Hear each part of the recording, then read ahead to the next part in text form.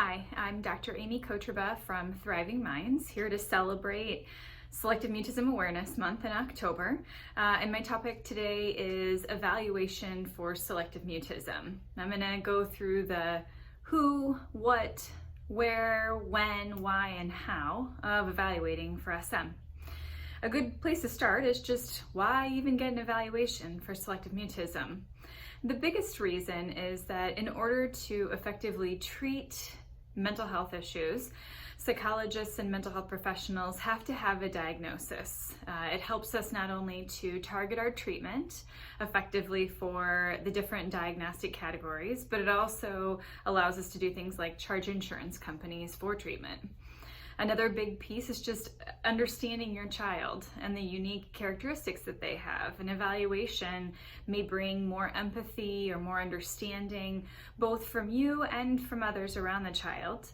And then finally, getting accommodations within the school setting typically starts with identifying an issue. And so a diagnosis can be one of the first steps in providing an accommodations plan for a child with selective mutism. Who can diagnose selective mutism? Many people can diagnose selective mutism. The most common ones are mental health providers. So those could be licensed professional counselors, social workers, therapists, psychologists, psychiatrists. Medical doctors can diagnose selective mutism. ASHA has stated that speech and language pathologists can diagnose selective mutism. But when you're seeking out someone to provide an actual diagnosis, I would strongly recommend starting with a mental health professional, simply because that's what's within their wheelhouse, is diagnosing and helping to treat mental health issues. What does an evaluation look like?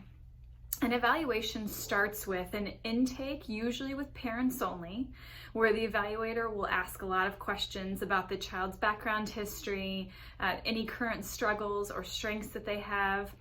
And evaluators really focus on a few things. Evaluators really want to know how the child speaks in different settings, because that's one of the diagnostic criteria for selective mutism. So they're going to be looking for things like, does the child speak in the school setting? Does the child speak in the community setting? Does the child speak in the home setting? And how are those three settings different in terms of the quality, the consistency, the length of the speech? Following the intake interview with parents, oftentimes an evaluator will meet with the child so that they can get a good picture of the child's current functioning. At Thriving Minds, we do something called direct observation, which means that we have the child and the parent play in a playroom together. And while they're playing, a novel person enters the playroom and then slowly begins interacting with the child and asking questions. This gives us a good idea of how much the child can tolerate someone else both hearing their voice and then asking them questions. It gives us a good idea of the diagnosis, the level of severity of symptoms, and then also where we would start with treatment. And then when should you do an evaluation?